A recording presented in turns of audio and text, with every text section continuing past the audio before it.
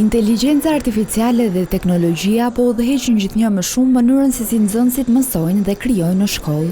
Në gjimnazin Qemal Stafa, kjo lidhje mes dijes dhe inovacionit është bërë e prekshme përmes një projekti interesant, ndërtim të një roboti që rrëfen historinë e shkollës. Ky robot, i cili vjen nën moton Koha takon kodin, sjell në jetë historinë përmes inovacionit dhe kreativitetit të nxënësve.